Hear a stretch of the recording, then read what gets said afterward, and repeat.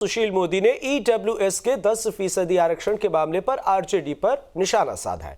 उन्होंने कहा है कि आरजेडी ने संसद के दोनों सदनों में इसे लेकर विरोध में वोट दिए थे और अब इस मामले पर सियासत भी गर्माती हुई नजर आ रही है। बहरहाल इस मामले पर अदालत की तरफ से फैसला आ गया है। सहयोगी अमित हमारे साथ लाइव जुड़े हुए हैं दिल्ली से। अमित के पास जाएंगे, लेकिन उससे पहले आपको एक प्रतिक्रिया सुनाते हैं, फिर सहयोगी अमित से इस मामले पर सवाल भी पूछेंगे। सुशील मोदी ने क्या कुछ प्रतिक्रिया दी है, आप वो सुनिए पहले।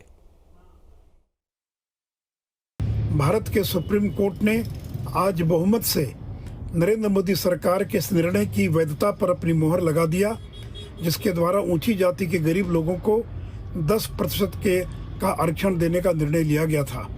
हम इस निर्णय के लिए नरेंद्र मोदी सरकार को धन्यवाद देते हैं। साथ ही साथ बिहार की राष्ट्रीय जनता दल वह ऐसी पार्टी थी जिसने संसद के दोनों सदनों में 103वें संविधान संशोधन विधेयक का विरोध किया था।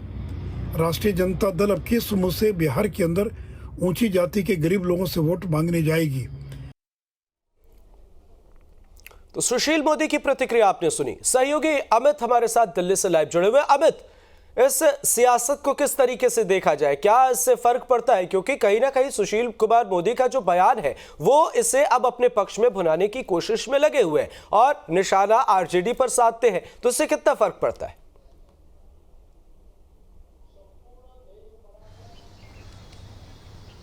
बिल्कुल, देखिए, जब ये ईडब्ल्यूएस कोटा की बात हुआ था कि जिस समय 2019 में इसको बजाबते लाया गया था 103 में विधायक को संशोधित करते हुए, कानून को संशोधित किया हुए, तो उस समय आरजेडी के राष्ट्रीय प्रवक्ता है मनोज झा, बजाबते उन्होंने, अगर मैं सही हूँ तो उन्होंने बजाबते इनका विरोध भी किया था कि ये ठीक नहीं है। और अभी भी आरजेडी जो है वो खुले मंच से ये नहीं कह रही है कि हम इसका सपोर्ट कर रहे हैं। हालांकि जो आरजेडी के साथ जेडीयू है, बजाबते केसी त्यागी, हमने उनसे भी बात किया तो उन्होंने सीधे तौर पर कहा कि देखिए, हम लोग क्या विरोध करेंगे, जो हमारे पुराने नेता थे वही इस चीज की मांग कर रहे हैं, करते थे उस समय। जो उन्होंने जो पुराने नेता है उनका बीपी सिंह का बजाबते नाम लिया। हमने बजाबते उनसे पूछा भी कि आरजेडी इस तरीके की बात उस समय बोल रही थी, तो क्या अब आप आरजेडी का आप साथ हैं तो आपका क्या महत्व होगा? चूंकि दोनों पार्टी के साथ आप मिलकर सरकार चला रहे हैं, तो क्या आरजेडी का जो स्टैंड है वो भी अब जेडीयू का भी स्टैंड होगा? तो उन्होंने कहा कि देखिए, हम लोग जो सुप्रीम कोर्ट का फैसला आया है उनको पूरे तरीके से सम्मान करते हैं और यह बेहतर फैसला है।